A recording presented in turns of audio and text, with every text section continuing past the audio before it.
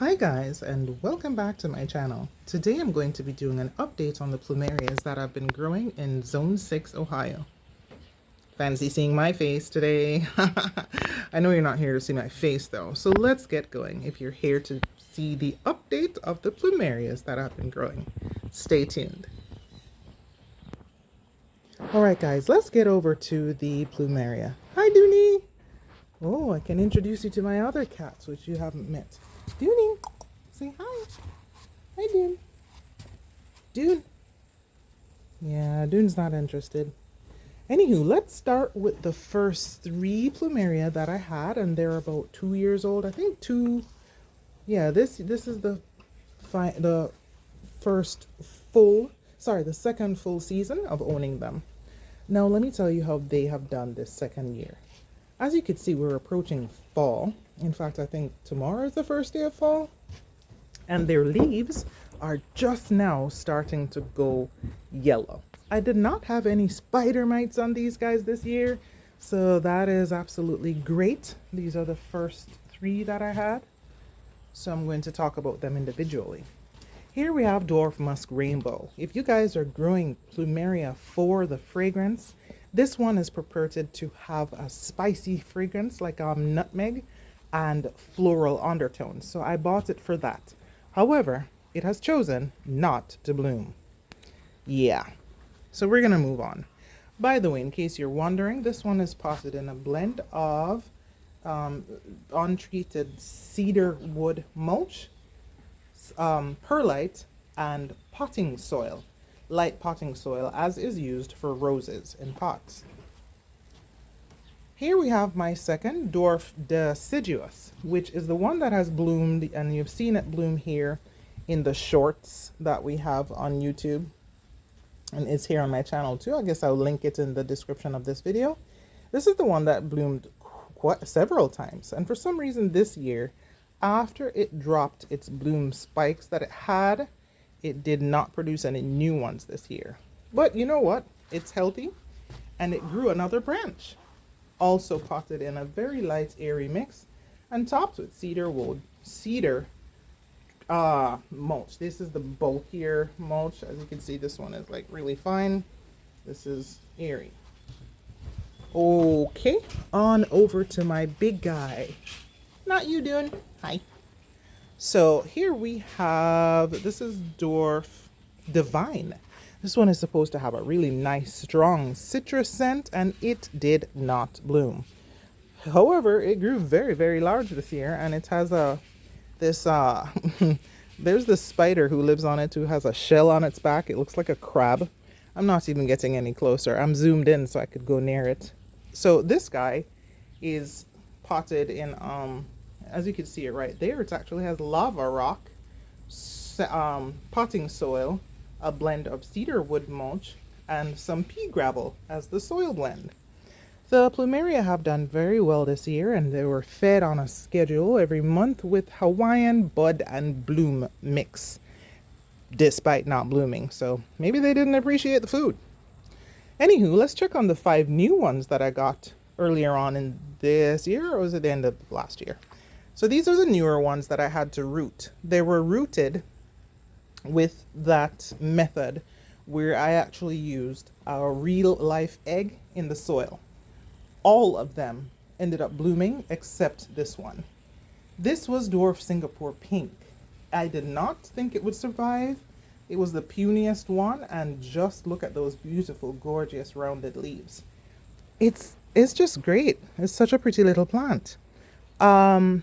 I have it potted in the airiest mix of all of them because Dwarf Singapore Pink is actually known to rot quite easily. So it's in half soil, about quarter perlite and a quarter of cedar wood mulch. And they're all blended together, and it's topped in pea gravel. Fed very well over the summer, but it of course did not bloom. Now the others bloomed beautifully, and you can see them on the shorts on my channel. Here we have Caca Wilder. This one is a spicy scented reddish sunset flowered plumeria. If you're into your plumeria for fragrance, this is the one you want. It, as well as dwarf musk rainbow, well, dwarf musk rainbow didn't bloom, so I can't tell you what it smells like, but it definitely has a spicy undertone. Dwarf musk rainbow has a nutmeg undertone, whereas Coca Wilder is more of a licorice with floral. I would say it smells kind of like a fresh strawberry is kind of going rotten. That sounds weird, but it does. It's a sweetish scent, but there's this weird undertone that you will know when you smell it. It's also doing very, very well. Where's the other one? Right near it. Let me go next to it. Here is Siam Ruby. Siam Ruby also bloomed. It has beautiful little red flowers and has kept its leaves the entire season. It is also over here working on a new branch, because they do grow a branch after blooming. Let's walk on over here to the other two. Well, there's one. My daughter moved the other one. This one is, who are you again? Keiki. Keiki. Supposed to bloom a purple flower, but the flowers on it were not purple, but this plant is actually really gorgeous. The leaves have this interesting color. It's obviously not shiny like you see how dwarf Singapore pink is shiny. This is more matte, and it has these beautiful purple edges on the plant. Absolutely beautiful. And the flower was very fresh floral when it bloomed. Now for the last one is my Penang peach. For some odd reason, it was not doing the best.